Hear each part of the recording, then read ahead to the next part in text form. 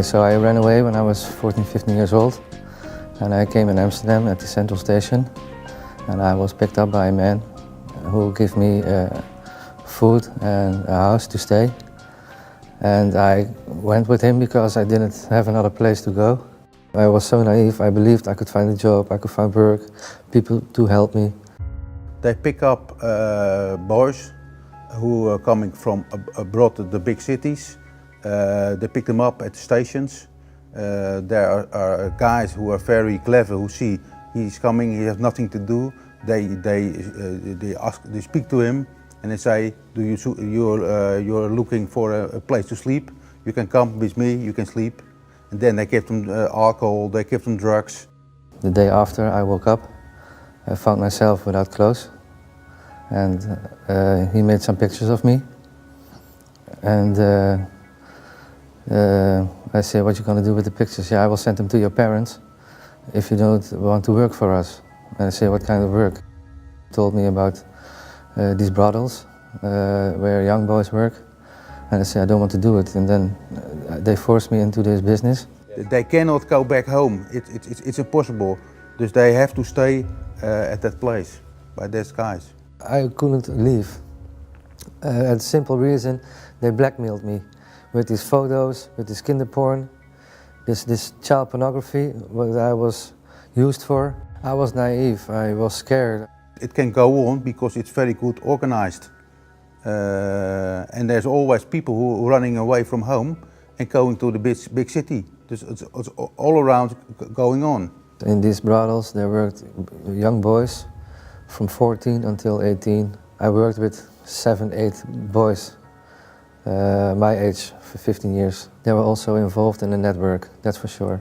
An international network of pedophiles, smuggling boys in from Poland, Germany, Czech Republic, Austria, UK, to work in these brothels in the Netherlands, and especially Amsterdam. And he was for 4 years used as a young prostitute. And still he is suffering a lot about what happened to him then. And that's why he came to me to see if I could help him. I was too naive and too shy and afraid that something would happen if I went away or ran away from this brothel. When I worked in the brothels, most of them were pedophiles who were looking for have sex with young boys. And he was sent to customers, or the customers came to the brothel. He was sent to parties where children were really abused with real SM techniques, young kids. When I used to work in these brothels, it was very obvious to other people that I was a minor, younger than 18 years old. I looked 14, 15 years old. I really suffered and sometimes had a hard time to survive because you work and sleep on the same bed. They give them more drugs, more alcohol, they make movies of them, and then it's the problem for the guys when they want to run away, to go back home. They cannot be back home before they can be blackmailed with their families. Yeah, I was actually 3 times filmed in a movie. 2 were made in Amsterdam and 1 is made in the Eemhof in Zeewolde. And the movie was made also with 14, 15, 16-year-old boys. They drogate them, and after that they blackmail them, and that is a psychology slave. I also had seen and meet people who made snuff movies. Snuff movie is a movie where several boys or 1 boy gets sexually abused and murdered at the end of the movie. They asked me to play in one of these movies for a lot of money, and I refused because I knew from other boys that it can be very bad for you because you don't survive it. The customers of those youth brothels are not the normal people you think about walking in the night and entering those brothels, but among them were high-level politicians, members of the prosecution office and high politicians. So people with high status in Dutch society.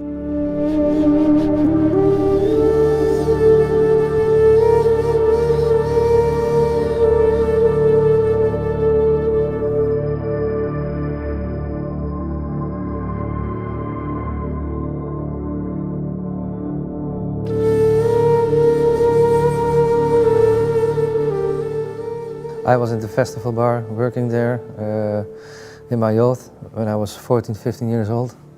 And I met people there who are pedophiles. I had contact with Professor van Roon when I was 15 years old.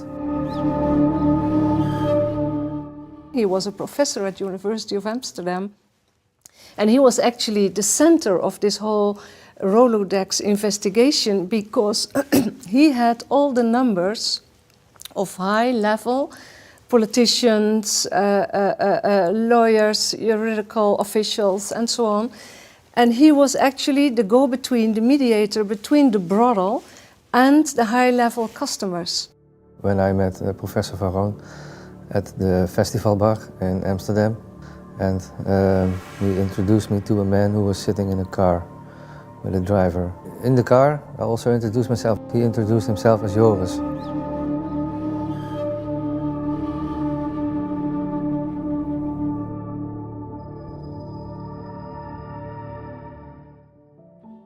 When I first met Demmink, he asked me for my age, and I said to him I was 15 years old.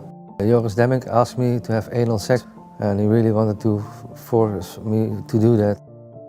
He was sent by Professor van Roon to a car with a chauffeur and a man in it named Joris. That this man, and of which later said I recognize him as being Mr. Demmink. While the private driver was driving, he wanted to have oral sex.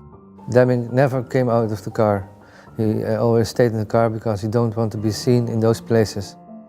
He was a very high level person, and that was the reason he didn't want to go into these bars where all these young boys worked and where all these pedophiles came together. The second time I was with Demmink, it was also in his car, and then he wanted to drive to The Hague, to this house, to have anal sex with me.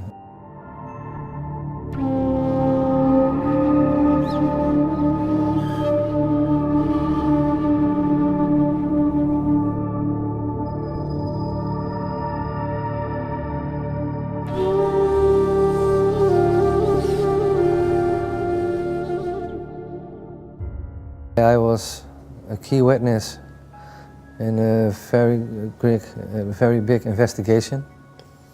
And that's the first time I realized that that was Joris Demmink. In Amsterdam, there was an investigation into the brothels where it was victim of. And it stopped at the moment that they reached at the suspect, Mr. Demmink.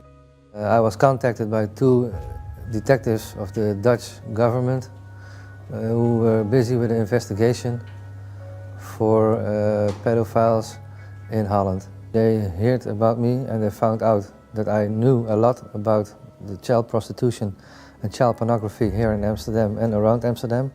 I was with Van Roon in Poland, where he had contacts. I refused a few times because I don't want to get any trouble or worse, a bullet in my head.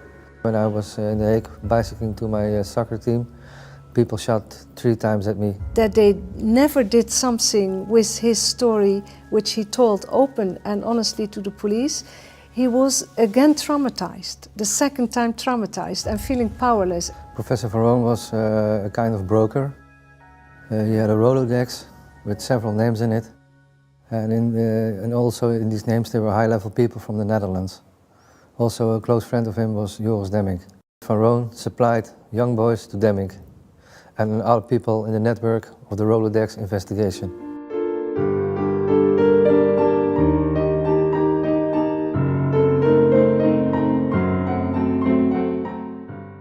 His story for me is a real credible story because it was confirmed by one of the policemen who was then functioning as a policeman in the team that did the Rolodex investigation. And this policeman also told me, still anonymous because he's very scared, that they found out that 2 suspects of the customers who came to those brothels was one high-level prosecutor, and another one was, at that time, a high-level official of the Ministry of Justice who is now Secretary General of the Ministry of Justice, Mr. Demming. So this policeman could confirm me that they were suspects in that investigation. During my investigation, I met.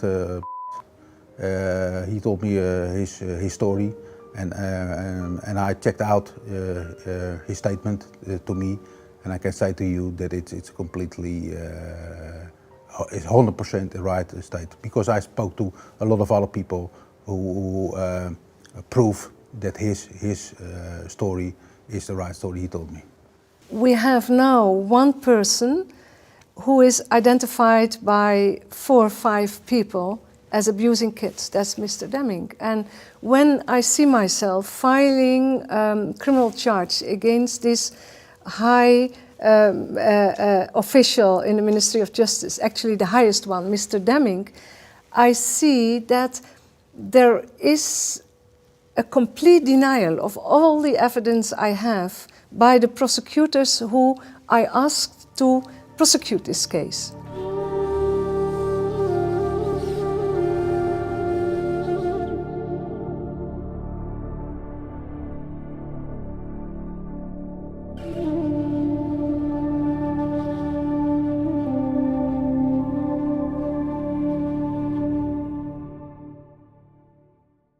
İstanbul surlarında, İstanbul'da Tamam. işte araştırdık arkadaşlarla Sokak beraber. çocukları. Sokak çocukları.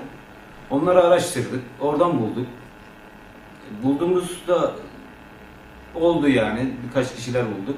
Bir kişi daha seçtik. Çocuk korkuyor muydu veya ne Tabii diyordu illa size? ki korkuyordu ya, korkmaz mıydı? Korkar. Ama biz kimseye bir şey söylemiyorduk yani. The Turkish police caught him around 94. It was on a pedophile party going on in Bodrum. And they caught him because one of the minors he abused ran away crying. I did an investigation in Turkey. I spoke to 3 guys. 2 of them, I interviewed them on video and on tape. And they told me they were being raped by the Secretary General. Bana ilk önce işte yanağımı okşamalar, elimin üstünü okşama. And all the evidence, I put it over to the prosecutor in The Hague, but they didn't do anything about it. I showed him the photos. He took one photo out of the book, he screwed them. That was the picture of the Secretary General of the Ministry of Justice in Holland. When he saw the picture, he was very angry, and he told me that was the person who raped him. Buradan yaşadıklarımı bilse sakin olacağım. Yaşaması lazım. Durumunu anlayamaz. Benim kimse durumunu anlayamaz. My Turkish cases, in which I represent 2 kids, in which we have an amazing quantity of evidence. We have a policeman who said that he brought the kids to this same person, Mr. Demming, at that time also high officially Ministry of Justice. These boys can never be the same. It's terrible, terrible to see that, how they have to live their lives, go on and go on. I think that my investigation is shut down because of the high-level person is so powerful that he can break down my investigation. Those men, those high-level customers, they didn't get the boys only from foreign countries.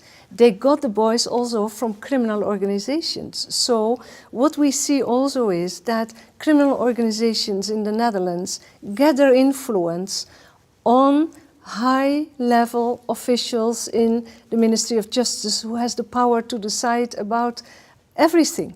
So this means that you get a complete deterioration of your system of democracy, rule of law. He controlled about everything. He controlled the police and he controlled the justice system. He controlled everything. He's a pedophile and he used his power to continue all his pedophile actions. In the Netherlands, they want to go on believe in their own fairy tale. And they don't want to believe that they are ruled by people who do those horrible things to kids and that they are so corrupt They want to believe in the fairy tale of the Netherlands. So I think the Dutch don't want to admit that this is happening in their own country. But not accepting it means they let it go on. That's the problem, and that's where we stand for, that we say no, we have to bring this out. We don't want that this goes on. This is not the country we want to live in. Citizens in Holland says it doesn't happen in Holland. It happens maybe in other countries far away, but it doesn't happen in Holland. They don't believe it, therefore they can continue, that's my opinion. When he sees that the people who were abusing him when he was a young kid without any power will be brought to court, then he can find his own power back as now an adult. Psychologically, for him, it's very important that his truth is accepted and that the guilty persons are brought to court. Demming will, when he retires, will probably leave the Netherlands. And what you know, it will really be a shame for the Netherlands that such a man is leaving his position with a ribbon of the Queen and maybe some extra money, and can leave to a country where he can go on abusing minors and not being brought to court. And what we want is that even before he leaves, justice will be done. The facts I have would be enough for a conviction, I say as a criminal lawyer. We have to do good investigations with good guys and good prosecutors and all the dirty people out of the investigation. If I not have been a victim of child prostitution and child pornography, I would have a normal life. I should have a normal sexual life. I would have a girlfriend, go to college.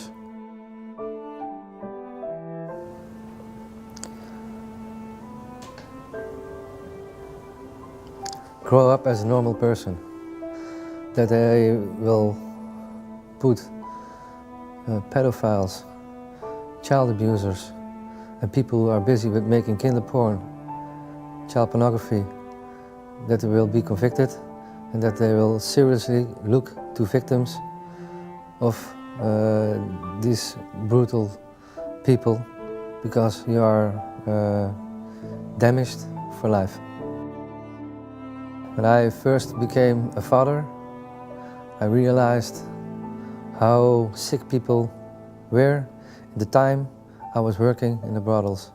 How can you do that to a child? Because you really molest them for life. You break them for life. I will hope that people will stand up and make a fist and